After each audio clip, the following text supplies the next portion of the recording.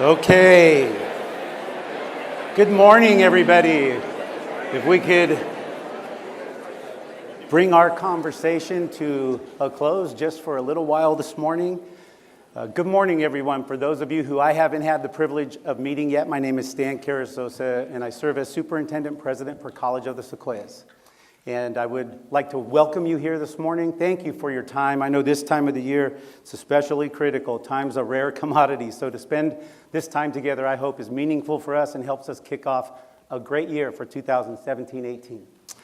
I'd like to begin this morning, as we customarily do, with some introductions first. We're always appreciative when our board members take the time and advantage of the opportunity to come and participate with us in our events. And we have 4 of our board members here this morning. I'd like to acknowledge them. I'm going to introduce each of you board members. As I do, would you please stand and remain standing?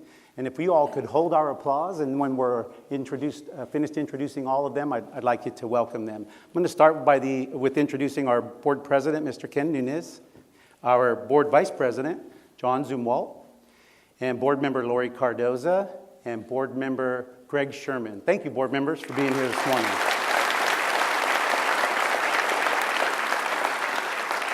I'd like to offer a special thank you to the theater staff.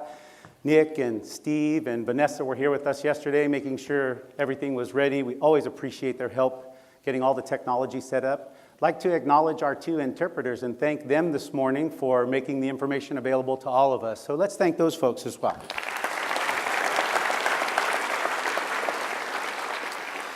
And then, as you know, the summer is typically a pretty busy time. Many of us spent lots of hours this summer. Those folks, especially in our non-instructional areas, things like grounds, maintenance, facilities, took care of lots of work this summer across all 3 campuses. We have our regular scheduled maintenance, so hopefully you'll be coming back to some of our facilities which were on cycle this summer, have had carpets cleaned or replaced, areas painted, roofs repaired, and so on. Grounds have been reconstructed, new irrigation systems, and so on. So just that annual care and attention to take care of our facilities is a lot of work. I want to make sure we acknowledge the folks who did that. And many of us were here in other capacities.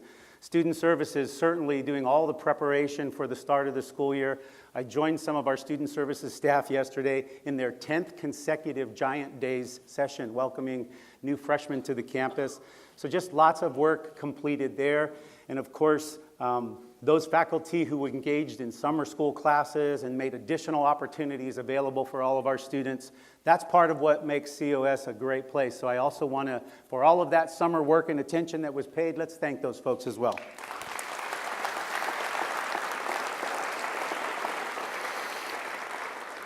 Okay, we've started a tradition the last few years of another special introduction, and I'd like to continue that tradition. You may recall that we have our College of the Sequoias President Scholars Program.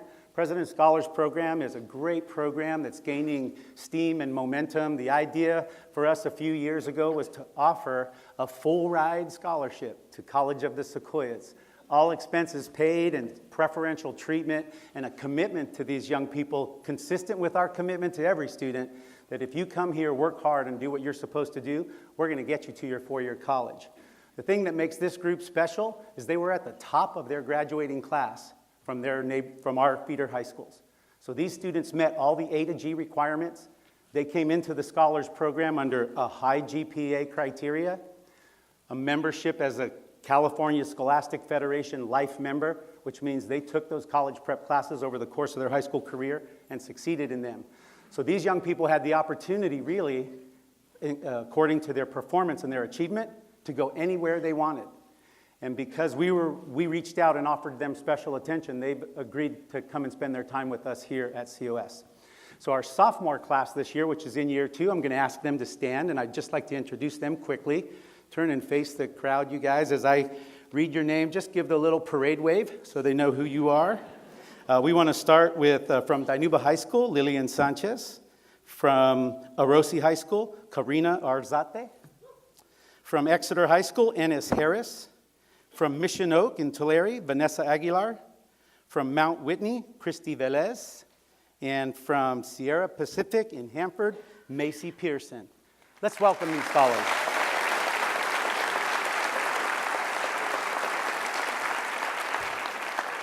Just to give you a quick, go ahead guys, you can sit. Just to give you a quick recap of their first year here with us. Collectively, the group completed 261 units and maintained a GPA of 3.8. Good job, you guys.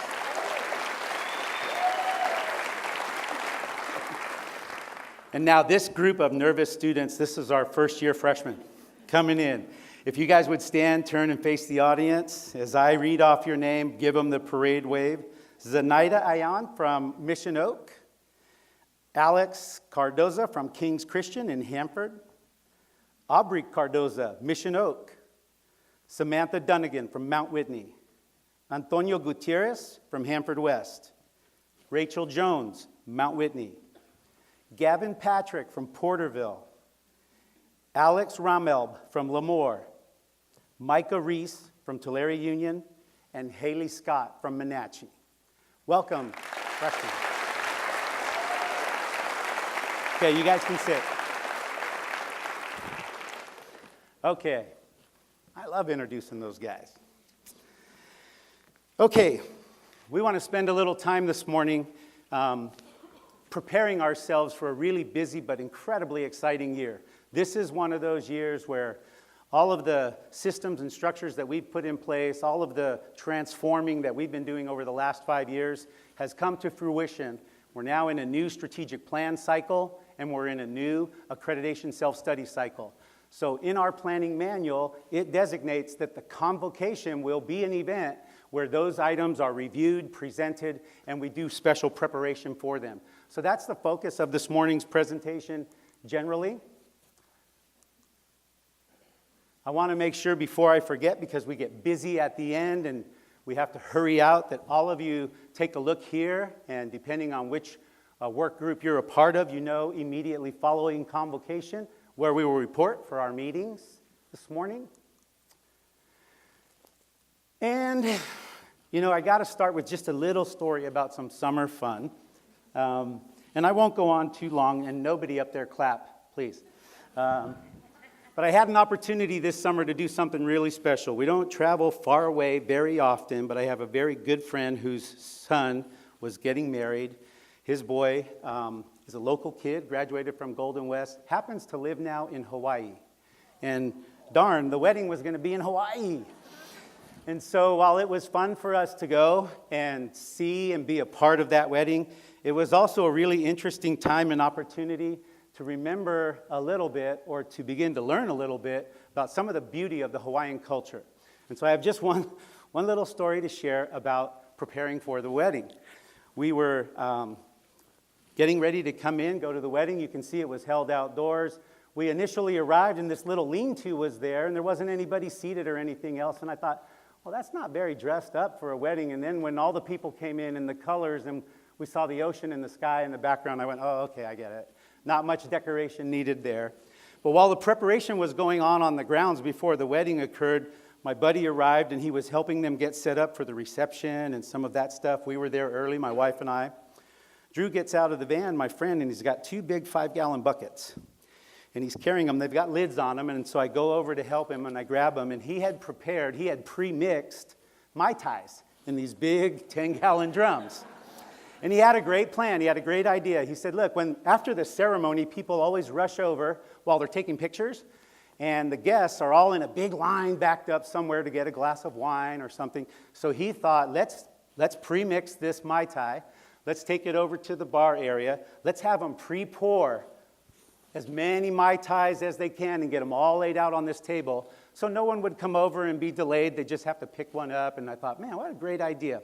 So I'm helping Drew carry these buckets over, and there's one of the little groundsmen for this club that it was at. And he comes up, and you know our typical guys who work hard. They've got their polo shirts on and their jeans. He was a little native Hawaiian. You could tell he had been there, lived there, worked there probably for his whole life. And he comes up, and he wanted to help us. And we said, no, it's okay, we got it. And he says, well, what do you have in there? And Drew told him, well, this is a mix, an alcohol mix. It's a Mai Tai. He goes, oh, in the bucket? I said, yeah, in the bucket. I said, why you not pour it in the glass? He goes, no, we're going to do that. He said, but we pre-mixed it so people won't have to wait in line. He said, Drew says, you know, it's like for right after the ceremony, but before the reception. It's for the happy hour. And he looked, and you could tell that was a concept he hadn't heard before, and he goes, happy hour? Drew said, yeah, you know, the hour, it's a tradition. It's an hour right before you start an event or something. He says, why only 1 hour? Why you not have 23 happy hours, only one sad hour? I told Drew, my guy, I love the Hawaiian culture. Why don't we adopt that more? And the last story that flipped me out a little bit, and maybe all of you travel to the beach more than I do. This is just one shot of the beaches. And of course, we know the beaches in Hawaii are beautiful. But my wife and I roll out to spend a little time on the beach. And I didn't go to the beach much as a kid. You know, we grew up here in the valley. We would go over to the Central Coast every once in a while. But when we did go to the beach, the public beach and the nude beach, they were two separate places. Okay? Today, not so much. And so when we're thinking about that whole concept and we're watching, you know, the beautiful clouds and the sun and everything else, I just remember that nude beach being kind of a strange place around the corner. There was a little wooden post and that kind of precarious sign, and you're always told, you know, don't go over there, stay out of that area. It was very taboo. It's where we would find Uncle Ray on our beach trips. But we adjusted. I didn't have to get sunburned to turn red, though, I'll tell you. I was blushing like a fool. It also explained, though, why when we called our kids to tell them that we had arrived, my daughter screamed and dropped the phone when I told her how excited I was that I had bought and was going to wear my new thongs. Okay, so for you young people, this is what I know as a pair of thongs.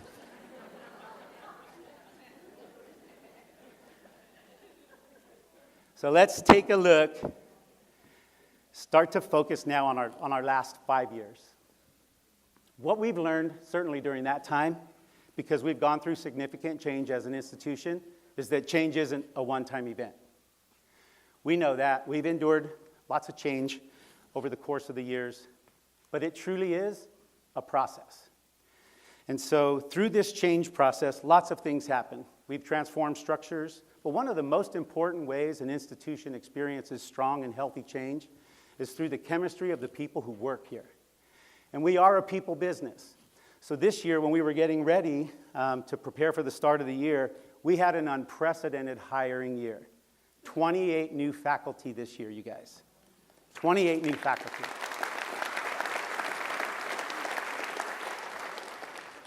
Just so you know, there's 3 finalists for every assignment. We interview every finalist. I think it was like 84 interviews. To those of you who were in interviews with us, if I called you by the wrong name, I'm sorry.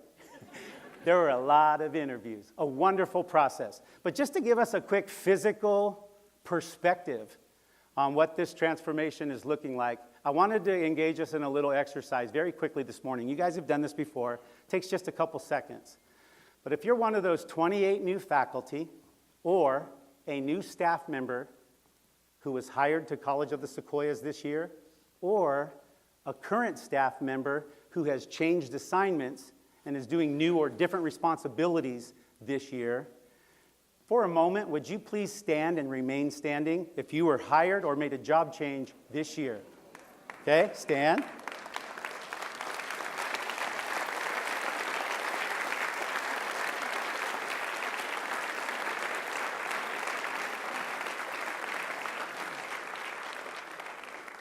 Now the rest of us, let's keep looking around. If you were hired or made a job change and assignment in the last 3 years, please stand and remain standing.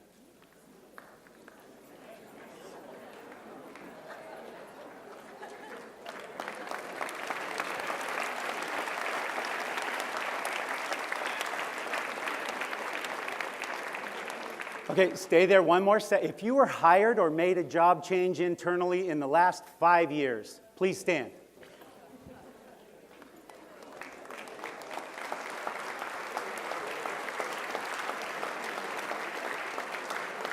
All right, thank you. You can be seated.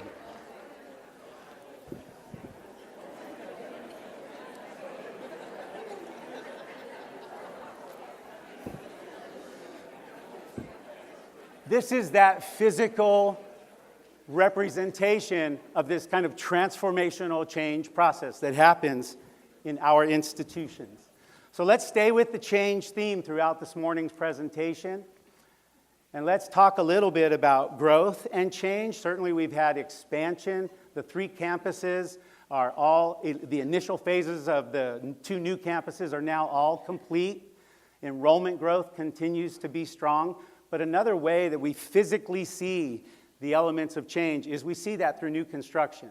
So while on the Visalia campus, there have been a couple of big projects in recent years. This year, the biggest facilities kind of project that you might walk by and see a significant change is the refurbishing of the College of the Sequoias pool, and it's underway right now. And if you walk by there, you'll see a very major project.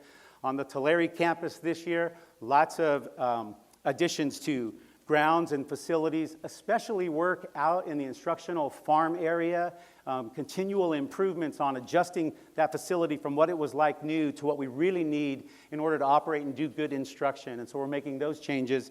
But one physical highlight that I wanted to share this morning, just because unless you go to the other campuses, you may not get the opportunity to see it, is on our Hanford campus, you may remember that we hit the 1,000 FTES mark. So we are now an official college center, and because of that growth in enrollment, we've expanded, and we've earned additional revenue.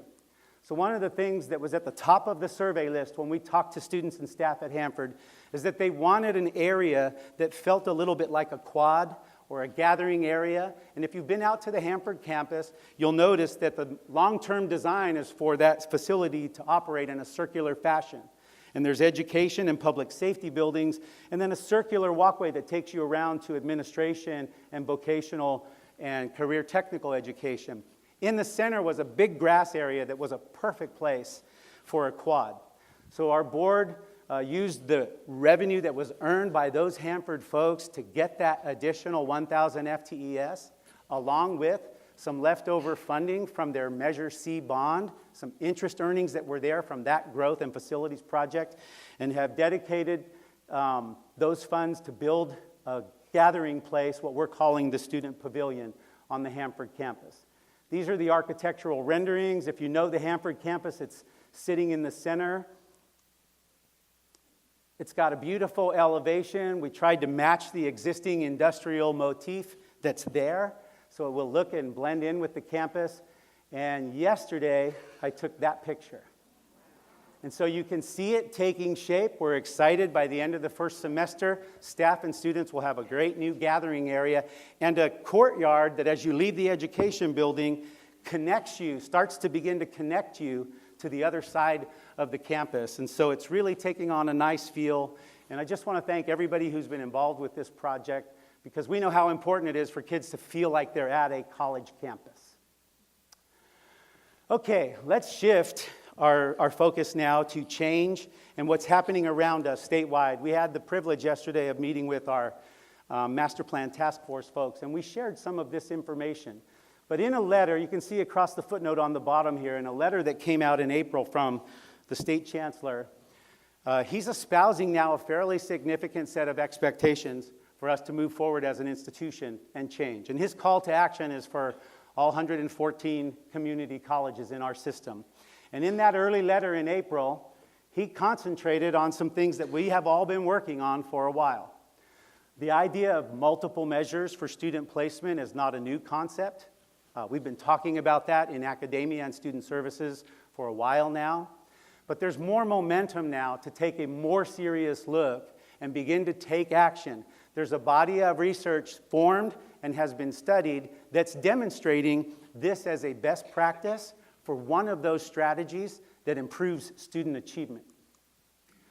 Secondly, there's a lot of attention now on the number of units that students are completing at community college and how we might be able to reduce that total number that they amass once they've earned their AA degree or their transfer pattern, so that we can expedite them moving through our system more efficiently, more quickly. Of course, we know that they've got to pass the coursework and they've got to do the work, but the idea here is, can we look at those prerequisite courses, those remedial level classes, and can we do anything differently that we know may work better? And there is a body of research now around these strategies, And it's being embraced statewide, and it's being embraced by the chancellor and the state board of governors. And then this idea of guiding student choices, it's really allowing students to prepare for academia, to integrate with career technical education, to have options, and we have always had many options, but to start to narrow the focus and be more deliberate in assessing the success of those options beyond just transfer and an AA degree, but certifications, licensures, and really feeding an economic engine that's needed to develop the workforce for our changing economy. And that's been a part of our mission forever, but maintaining those student choices and options now is a centerpiece of these mandates. And if you haven't heard, in the last couple of weeks, the California State University system issued what we're now reading as Executive Order 1110. And all of the CSUs, beginning with the fall of 2018, a year from now, will eliminate the requirement for college-level placement tests, and they will move completely to multiple measures. So around us, these changes are happening, and in this case, the CSU executive order mandates this change. So they have this year to talk about how to do it, but the reality is they've done their research and they've made the commitment to make that change. Additionally, at the CSU and the UC level, you may hear the debate now emerging about what those requirements are that we have all approved over the last many years that we know and believe are just part of what a good quality rounded education is to earn your 2-year or your 4-year degree. And lots of discussions have been going on around math for years. And in my K-12 life and now in my community college life, we constantly work on doing a better job with students in math. What's happening now, though, is there has been some recognition that for many, many students who are non-math majors, it may not be essential for their overall success in learning that they take and pass an intermediate algebra class. So the discussion is clearly out there now about whether or not intermediate algebra as one of those core courses for a 4-year degree will continue in the future to be required for non-math majors. So another thing happening around us that I think is going to be important for us to pay attention to. And then after the April letter came out, the chancellor in June issued the new report from his office called Vision for Success. I call this the sequel to the Student Success Act, because if you look at what's here, these are all the concepts that were really originated in that 2012 Student Success Act that was based on that statewide task force that studied all of this for a couple of years. You see the same things up there. What he's calling for in the Vision for Success, and it's been adopted by their Board of Governors, is by 2022, so in the next 5 years, increase the awards, certificates, and degrees, increase the percentage of transfers, increase employability and employment placement of CTE students. And for those of us who work hard on this, and you know what some of our statewide statistics are, you would clearly recognize that to improve something, let's say those transfers to UC and CSU by 35% in the next 5 years is a lofty goal, one that will really force us to work hard. On the other side of the equation, there's some things we're currently doing that we need to do less of or we need to try to reduce. And we know about this now, very consistent, close the achievement gap. In our equity plan, it's all about that. Students who are disproportionately impacted. They're performing below our college average in key areas required for success and transfer. So we got to close that gap. It goes back to the acceleration and the basic skills. And then statewide, they're talking about regions. And the reason I put that up there is because we are, as a Central Valley, in one of those regions that educationally and economically lags behind the rest of the state. So we'll be one of those regions that's expected to elevate ourselves to be more comparable with the urban centers in the Bay Area and Southern California. And then this last one I touched on it a minute ago, but they've got the data now back on students across the country. And in 2015-16, of all the students who earned associate arts degrees, the average number of units completed by those students with a 2-year degree is 87 units.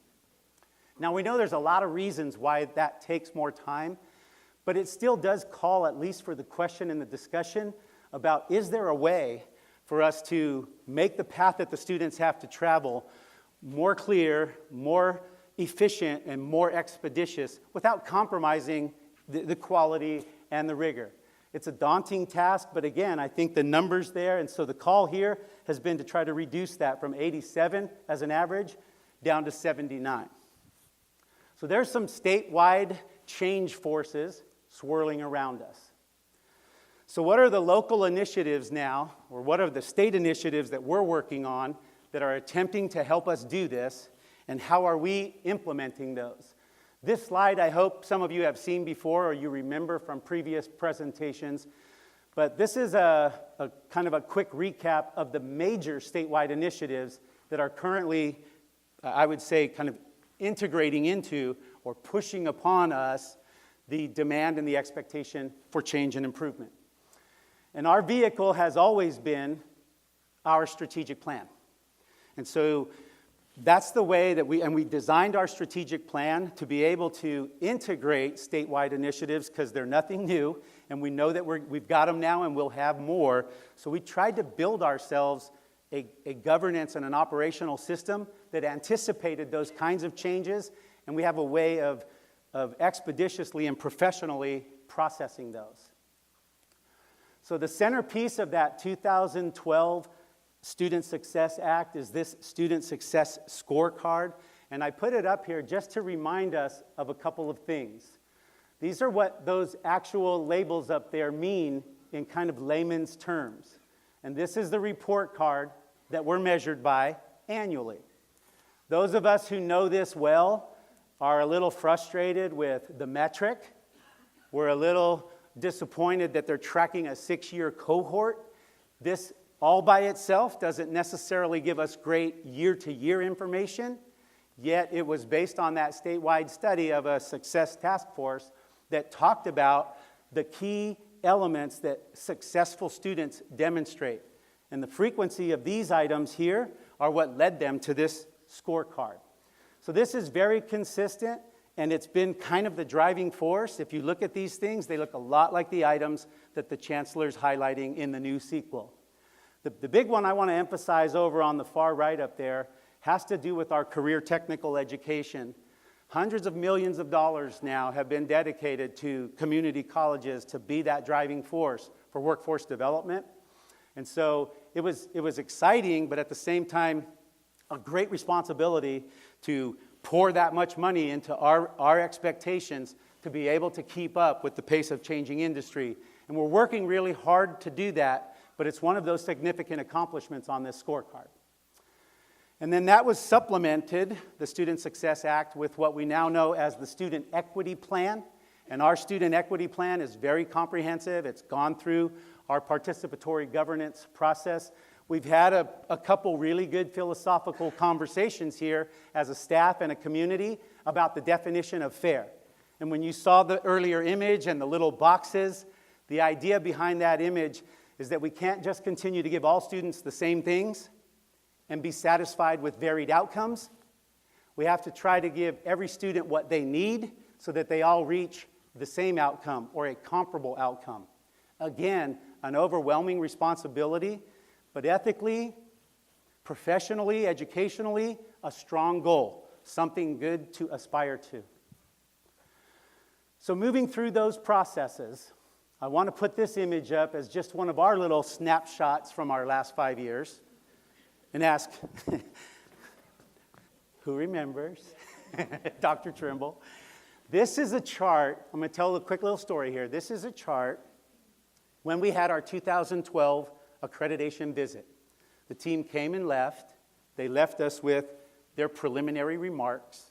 We knew from those preliminary remarks that one of the key areas that was difficult for the accreditation team when they were here was to find a clear kind of connection and understandable description of how our governance process worked and how that governance process affected planning and the allocation of resources.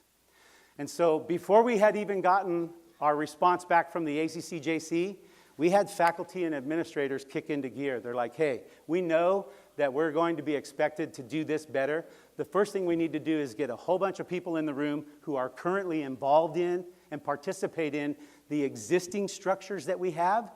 And let's do a little brainstorming and try and figure out if we can clarify together how we make decisions right now.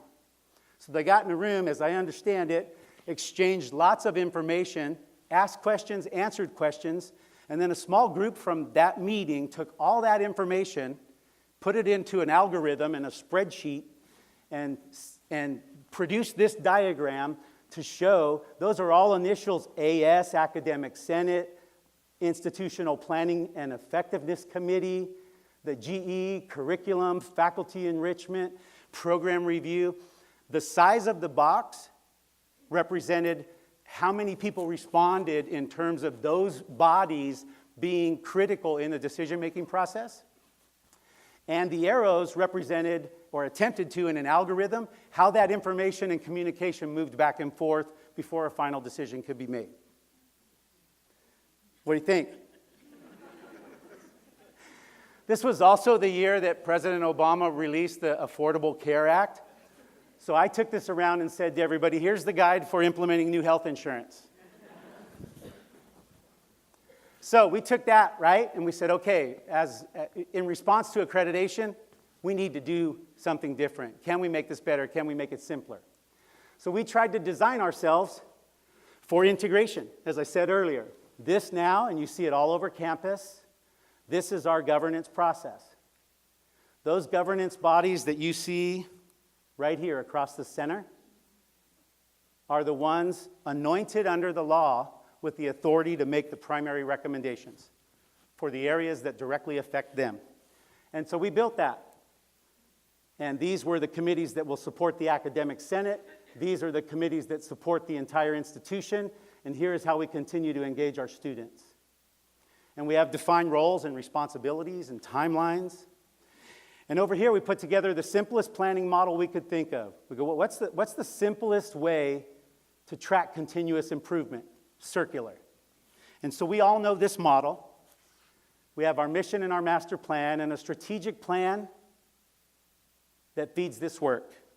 They're designed to go together. And we got a little bit type A about that, but I'm not going to apologize. I'm going to show you just a sample of a generic calendar.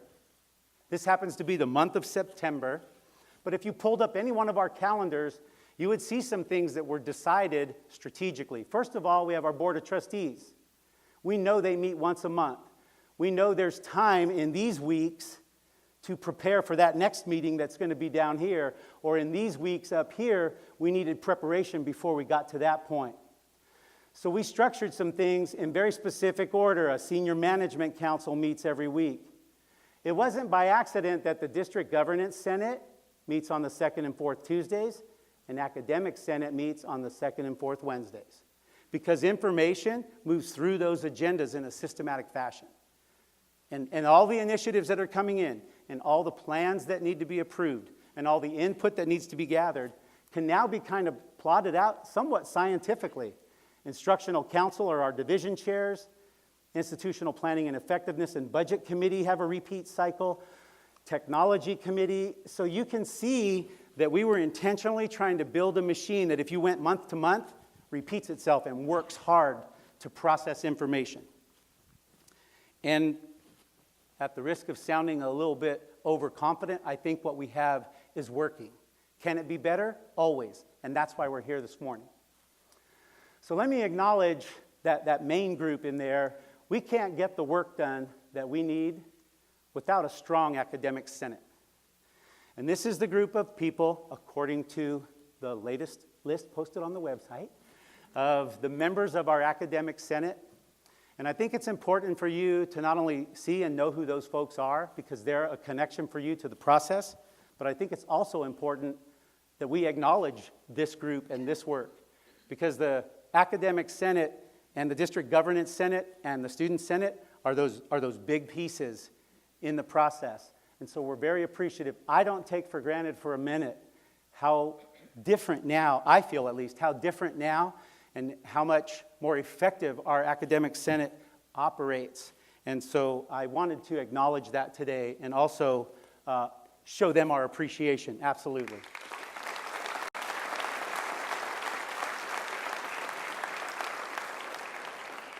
All right, so now, what are we doing this year? Well, we're so confident, we decided that as our 3-year plan cycle rolled around and we had to do all of the study and analysis of our strategic plan objectives and review our master plan goals and get ready for our next strategic plan, that we might as well weave that in right alongside the opportunity to do our self-study. It's a lot of work. I know you probably think we're crazy, but it's a lot of work. But to do it in 1 year at the same time together was a deliberate decision because those processes are reciprocal. They feed each other, and it makes both of those processes stronger. So let's start again with the integrated planning. I mentioned our master plan. That's where the district goals are. 4 major goals. They drive the operation. These are those goals. You can see them, and hopefully they're not new to you. If they are, after today, you can say, those are not new to me. But they emerged, as you will see, around these themes. And so those 4 themes now will drive the planning for our next strategic plan. So if you go to that model again and you say, okay, so if that's the master plan, what's the strategic plan? And this is how the rest of the cycle works on an annual basis. Master plan is a 10-year plan, 2015 to 2025. In there, we have 3 3-year, 2 3-year cycles, and in the final cycle, there's a 4th year, an additional year to prepare and plan for the next 10-year master plan. Okay? So in that 3-year plan, year by year, we implement this cycle. We track the district goals. We decide on resources based on those goals and objectives. We implement, we assess, we report out, and then we make adjustments, and we start the ongoing continuous improvement cycle again. So what's that process look like for us this fall? I'm going to go through these quickly, hoping that will prevent it from getting you exhausted. It's a 1-year process. We've got the task forces formed. Thank you to Greg Turner. Those of you who know Greg, you need to know that he worked really hard to get all of our task forces filled with volunteers. And I watched last year as those slots sat empty for a while. And I went to multiple meetings where we were working hard to get folks recruited. But we've got our task forces in place now. We did training yesterday. We have a summit planned for September 29th this year. And then we will operate in accordance with our timeline in the Integrated Planning Manual. These are our task force volunteers. It's hard work. We were all together yesterday. Again, I want you to know these are who the people are, so that you see that great cross-section of representation. But also I want to acknowledge them because they're going to do a bunch of work for us in the next couple months. So if you're on this task force or co-chairing these task forces, thank you so very much.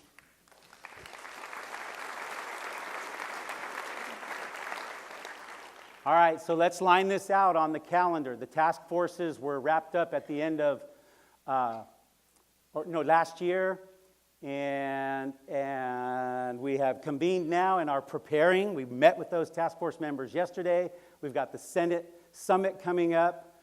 We'll have campus forums to share the drafts of those strategic plan objectives, get more input and feedback, and then we'll take the strategic plan objectives and the plan as a whole, and we will move it through our governance process.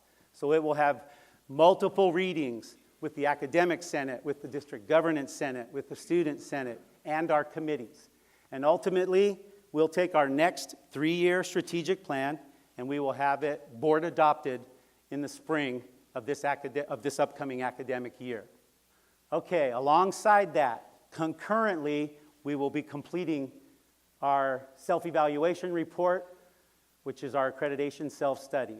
We have an accreditation work group that spent the better part of last year reviewing the current standards, taking a look at our work and how we align or fulfill those standards, beginning to identify the evidence that supports that, and beginning to prepare draft language for what that self-study will look like and the kinds of examples we will use to demonstrate our compliance with those standards. This is the accreditation work group. You'll notice each of them has a tri-chair. It's an administrator, a faculty member, and a classified staff person. So for everyone who's been serving on the accreditation work group, thank you very much. And what that work group is doing now, you can see this timeline laid in alongside the strategic plan. Accreditation work group finished that work in terms of the analysis last spring. A writing team now is beginning to prepare draft sections for that self-study, standard by standard.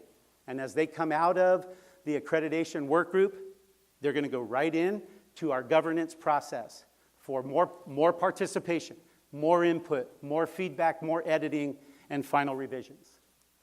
We'll start that this fall. We'll continue it through early spring. And then we will have a final self-study prepared to submit to the ACCJC for our board to adopt late next spring.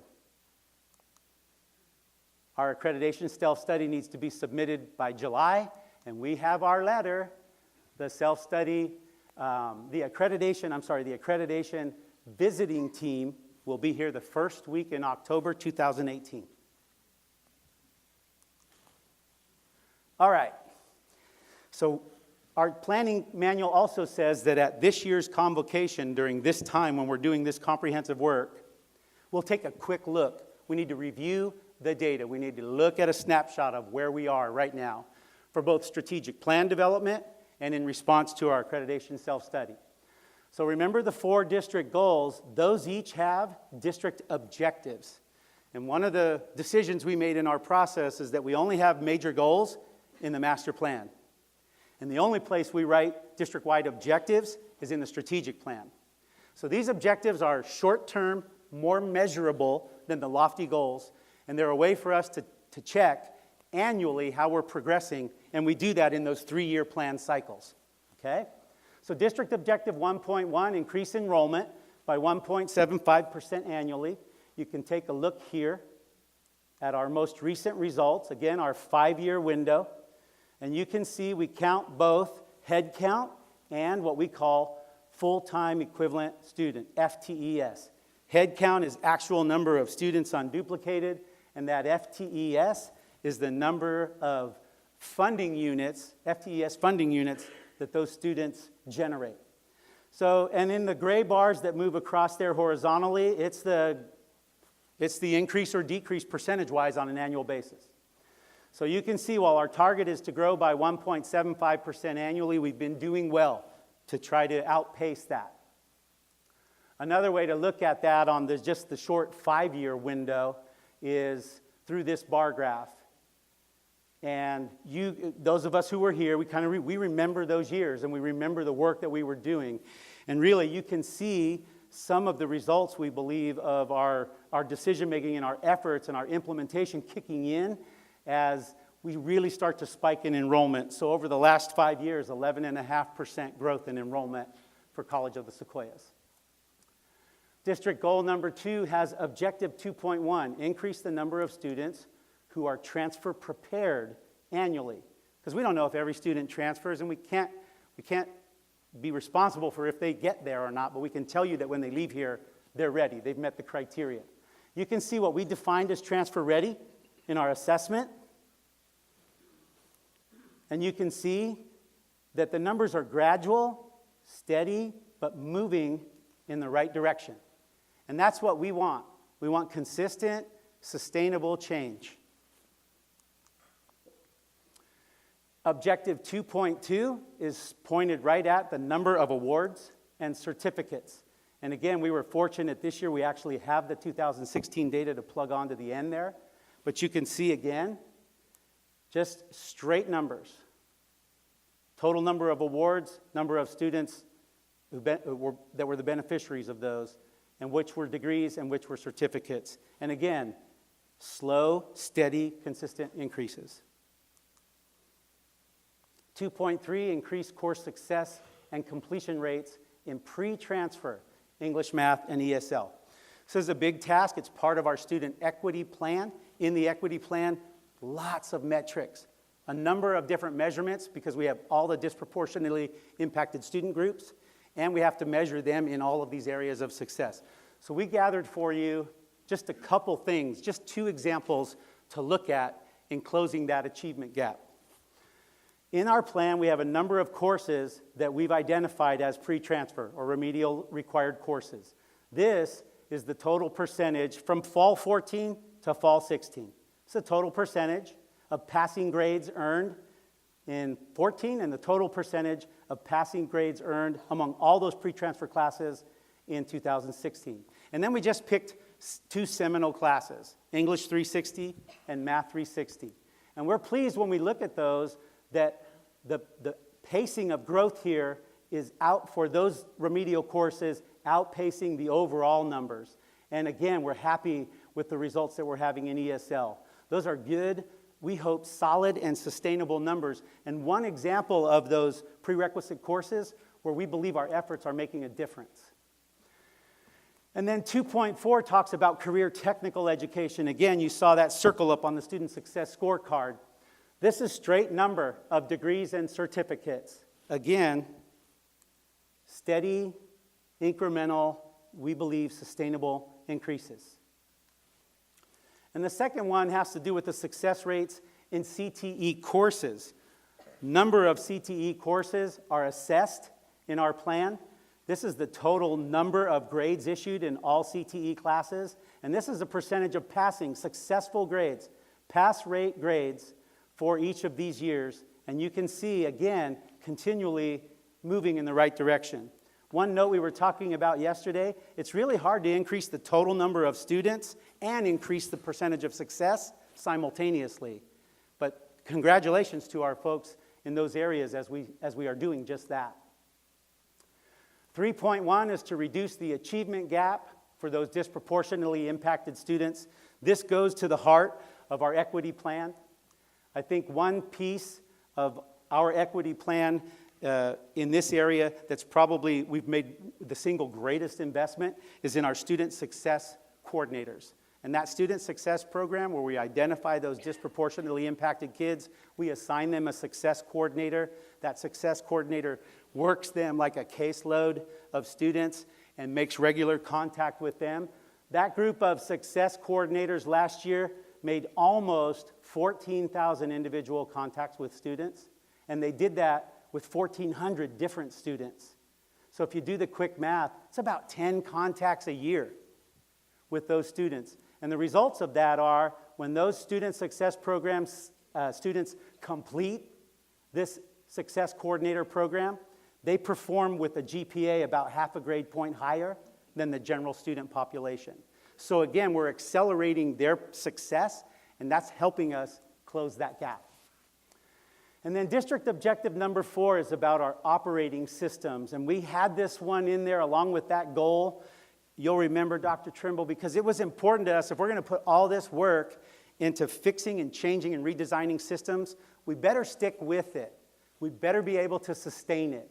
So in this objective, we look at things like systems and processes. We've been working on developing quality service area outcomes in non-instructional areas. We've been working on assessing our annual governance processes every year. Were we successful as a governance process? Did we have good participation? Did we follow appropriate protocols? Did we have initiatives and make decisions? So we're really using this objective to try to assess our operation and make sure that we don't digress now that we've moved forward with new systems and operations. Okay, so I want to shift now to the last piece of information that we look at to really try to make good decisions. And this will be valuable for us in the coming semester because this is going to feed, again, strategic plan thinking and self-study thinking. This year we had what was called the Giant Questionnaire 2017. This was the survey that we all had an opportunity as staff and faculty to participate in. Lots of great information in here. Look at it, spend time with it. But we pulled a couple of things that we think are representative of the work that we do here at College of the Sequoias because they speak to how we as a staff responded about the feelings we have for our workplace and the environment within which we work. We had a 97% positive response to the statement, I understand our mission and goals. We feel pretty good about that. We had a 92% positive response to the statement, I have opportunities to contribute and participate in governance. And by the way, if you're in that 8%, I have a job for you. 96% positive response to the statement, I believe my work and contributions make a difference. That's a good feeling. That's what we're trying to perpetuate. A 95% positive response to the statement, COS is a great place to work. And then finally, a 98% positive response to the statement, I have overall satisfaction with the quality of education here at College of the Sequoias. I think it's pretty darn good to have that many people feeling that strongly about these key elements. The other piece of survey information we're going to look at will be the mother lode, and this is the responses from our students. Our students took this comprehensive survey 3 years ago. We took it again this last year, and we have a new round of results to feed the strategic plan and the self-study for accreditation. Again, we pulled off a few of the statistics in here that tell us how our students feel about the environment on our campus. 98% positive response to the statement that COS respects diverse student backgrounds. From our students, they gave us a 98% positive response to we support and welcome diverse backgrounds. And finally, a 97% positive response that we provide equal services regardless of diversity. So it's pretty nice that our students feel that from us because that's what we're trying to express. And then by campus, just the overall student satisfaction. Again, wonderful results across the board. This is a composite metric of everything in that survey from rigor of courses to services and opportunities. And so overall, as a district, it's pretty nice to have a 97% student satisfaction rate for your college. So let's kind of bring ourselves to a close now this morning by celebrating some of those successes. And again, there's lots of things that we could have up here. So please, if there's something really special that was not up here, it's my fault because I just went through and shared the things that I know we've celebrated and we've sent out COS e-newses on. But to stop and smell the sequoias, the first thing we wanted to talk about was the Fresno State Visalia campus. For those of you who have been following the work that we're doing there, this year, this fall, next week, when Fresno State starts its fall semester, for the first time on the Visalia campus for Fresno State, we will have upper division students attending Fresno State here, completing their degree as juniors and seniors in business administration. So they're going to have the opportunity now to be on Fresno State right here in Visalia and complete their 4-year degree here. This year, the planning is underway for next year's degree. And what's the next 4-year degree that will roll out? The data from the students that Fresno State has that currently live in our area shows them that an overwhelming majority of those students are interested in education, particularly elementary education. So Fresno State will be offering an integrated teacher education program. It's going to start in the fall of next year. It's going to allow students to earn their bachelor's degree in liberal studies and their multiple subject teaching credential in 4 semesters. So it's a really exciting program and an opportunity now for our students to have another 4-year degree right here. And our initial role, of course, will be to help them recruit students from COS who have those interests.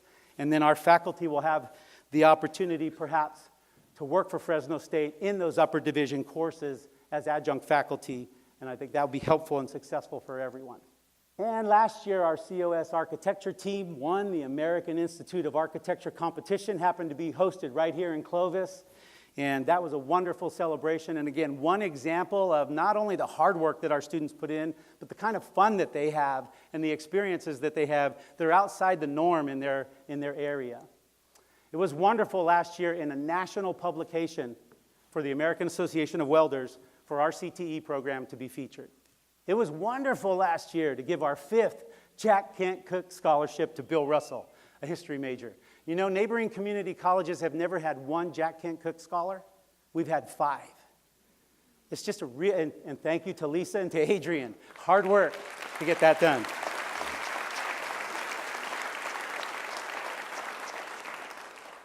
And our physical therapy assistant class of 2017 just finished their state board exams and for the second consecutive year had a 100% pass rate.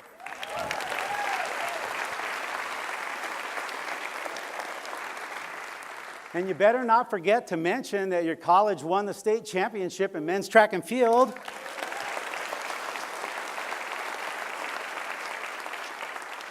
You know, our intercollegiate athletes are one of those disproportionately impacted groups, and if you're like me and you're out in the community, you oftentimes will get a misperception that people have of our intercollegiate athletes. And so we always think it's important to not only share that publicly, but to share with us that it's pretty impressive when you look at the numbers at the end of each year. And in 2016-17, we had 100 sophomore athletes complete their associate arts degrees, and they earned 107 degrees, meaning some of them got more than one, but their completion rate for their successful transfer was 90% as a subgroup. That's a great statistic.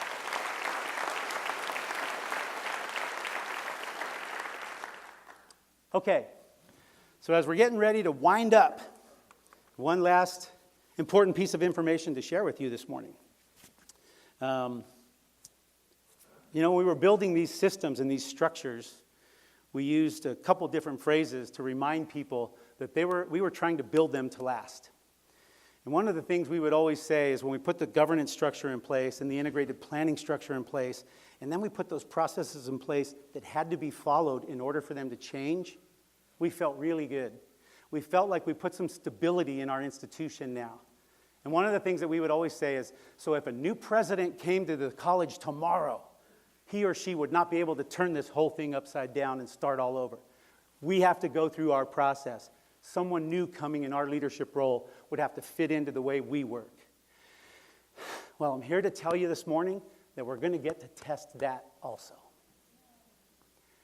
At the end of this year, 2017-18, on June 30th, I will be officially retiring.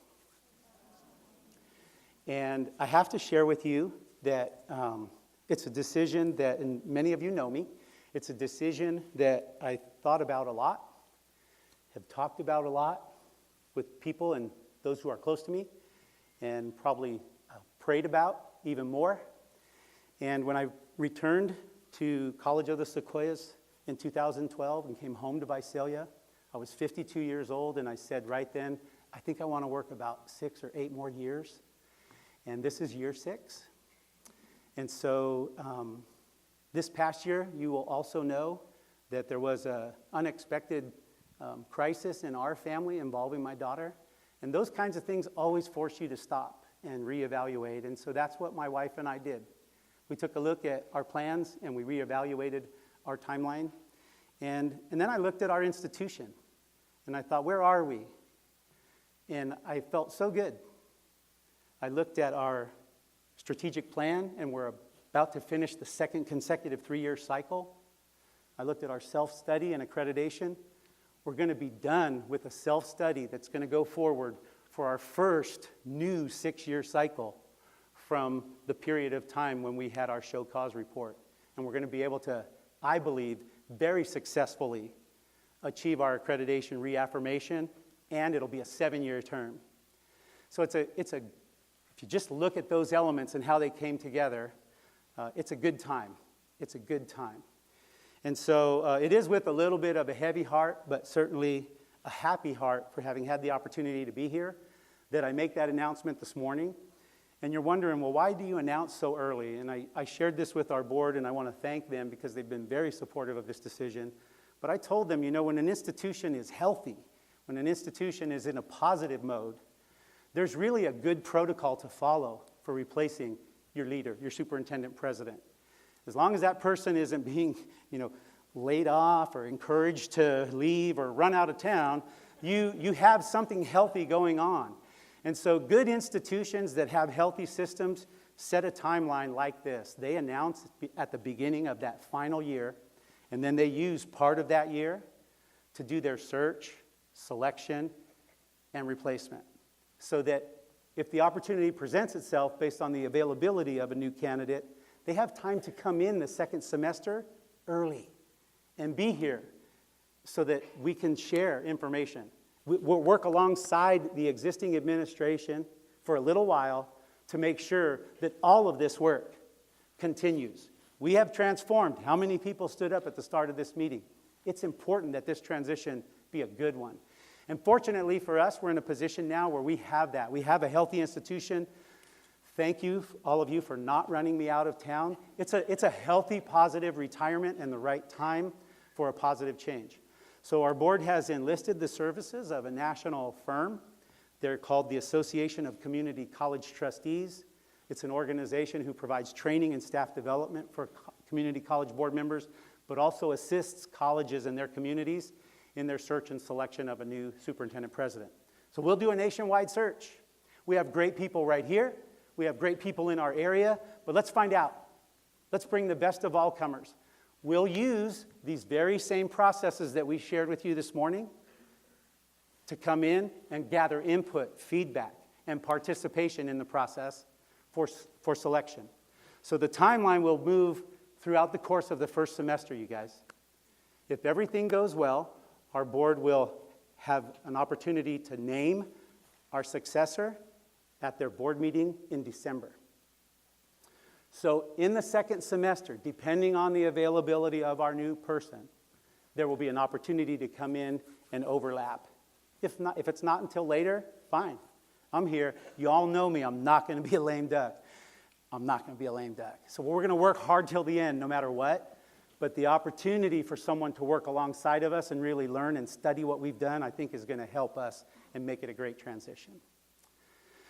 So standing up here this morning before you thinking this might be or is the last convocation presentation I'll make.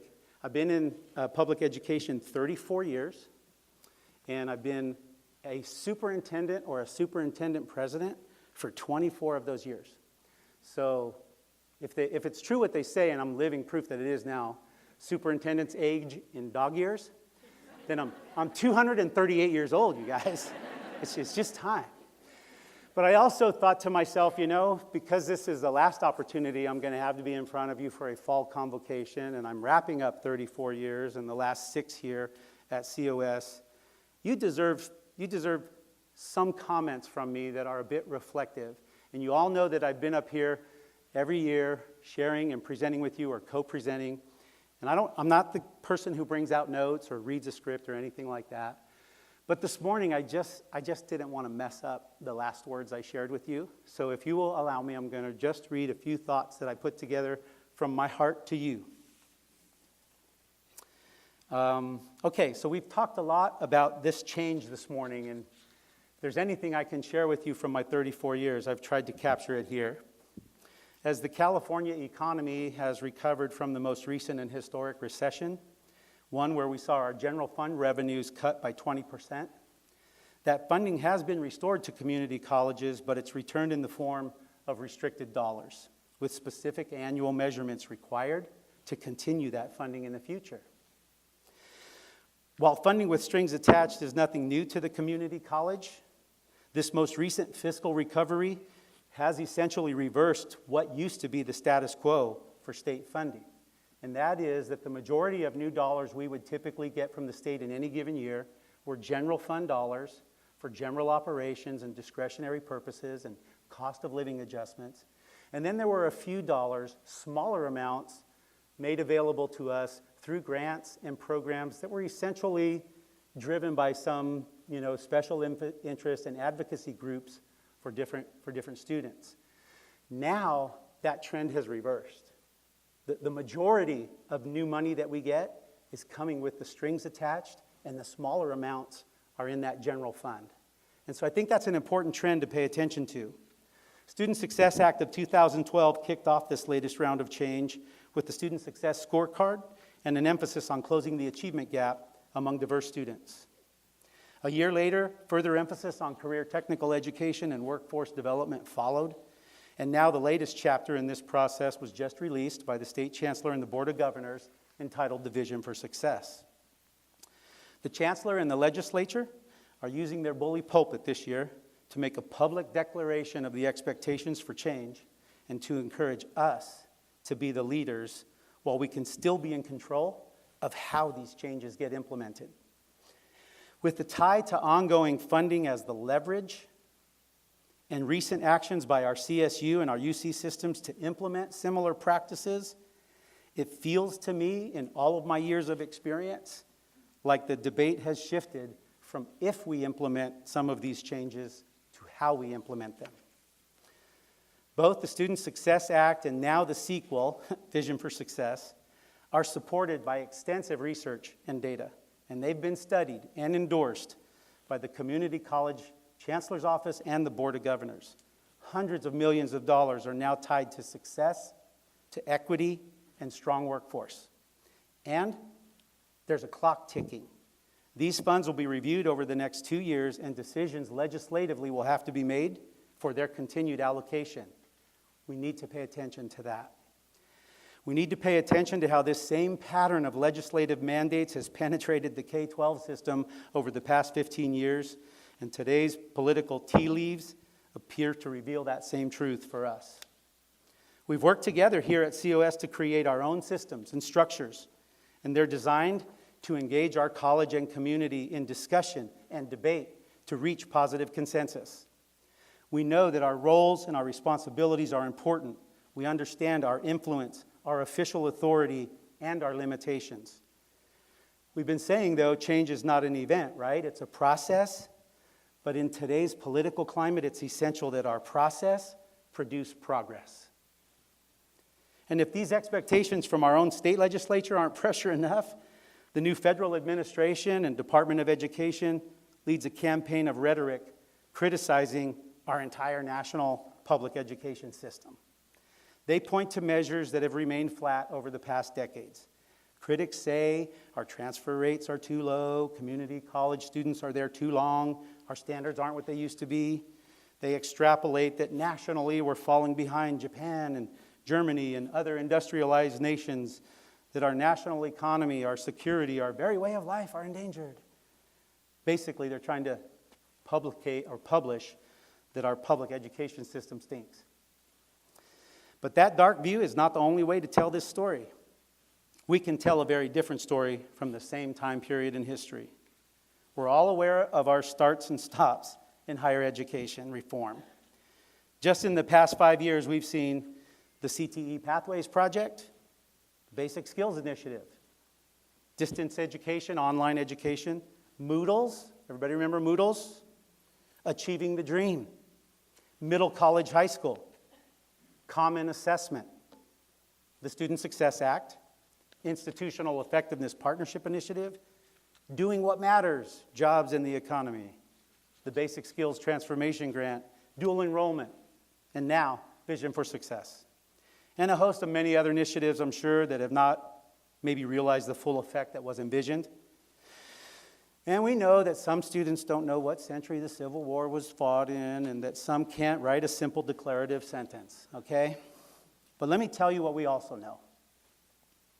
If we look back as a nation and we really examine the chronology of education reform, we have to acknowledge that because of Brown versus the Board of Education in 1954, we no longer perpetuate two systems of public education, one for our white students and one for students of color.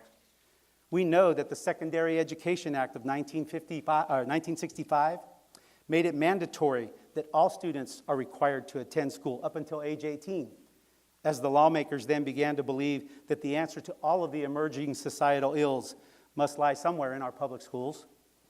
We know that because of PL 94-142, students with learning and physical disabilities are no longer warehoused or otherwise neglected. We know that the California community college system has grown today to 2.1 million students. We're the single largest higher education system in this country. We know that over half of all the students completing their degree from a four-year college or university successfully transferred from a community college. We know right here in our own district that for the past 90 years, COS has been the game changer for hundreds of thousands of students to improve their quality of living for themselves and their families for a lifetime. And in these and many other ways, we've seen the California community college system grow more inclusive, more fair, and more effective. And meanwhile, in a larger society, we've made great strides in human rights, women's rights, the rights of students with disabilities, the rights of our LGBTQ community. The medical advancements of our country are unsurpassed. We have navigated to the moon and to Mars. We've digitally and technologically connected the world, and our state and national economy continues to demonstrate resilience. And nearly 20 years into this new millennium, we're the most wealthy, most powerful, most fortunate country in the history of the world. Now, how in heaven's name did we accomplish all this with a public education system that stinks? So my point isn't that we should be satisfied with what we've done. I share with folks all the time that in our public education system, we're not doing a bad job. The challenge might be, in some cases, we're doing the same job, and our student audience and societal conditions have changed.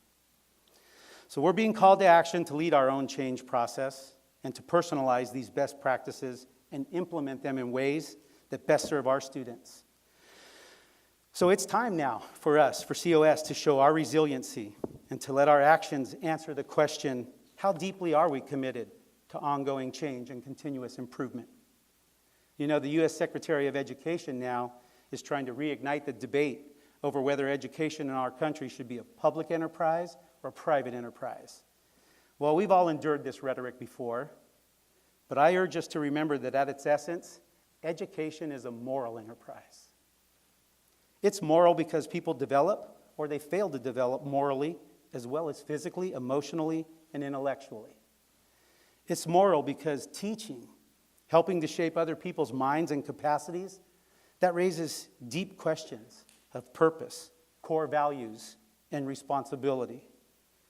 It's moral because it involves the relationship between one generation and another, and it helps to determine the direction and the quality of human life. And at the risk of sounding old-fashioned, I believe for those of us who work in public education, this has to be more than our job or even a profession. This is a calling. And whether you're a professor, staff member, an administrator, secretary, or custodian, whether you prepare the food for students and staff or you take care of the grounds and the buildings that we occupy, we're all part of this daily miracle that we know as College of the Sequoias. So as we prepare for this 17-18 academic year, we should look to our future with enthusiasm and great optimism, because beneath the politics, the Title V regulations, the endless string of initiatives at College of the Sequoias, I believe we do our own little share of God's work. And there's no single purpose more destined to succeed. With that, I want to thank you so much this morning. I want to wish us all a wonderful year. We have a whole year still to be together. I'm looking forward to that. I'm going to work hard. Let's have a great 2017-18. Thank you.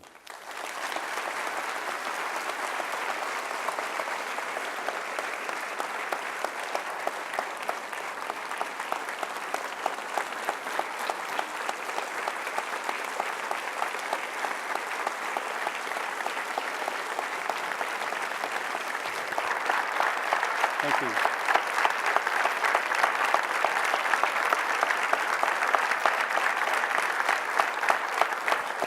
Thank you.